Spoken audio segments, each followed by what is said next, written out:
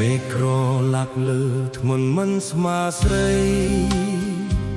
ផិតក្បត់ស្វាមីតែក៏ប្រោះថ្មីពេលទៅចេញផុតបើមិនដឹងខ្លួន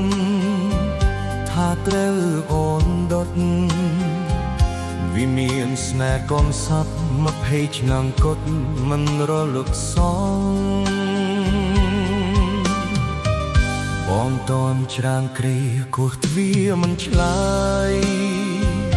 តែបងដឹងហើយថាអូនឆ្លងត្រែងមហាស្រណំជាមួយសាហាយលើក្រែបងសោះអោលោកប្រុស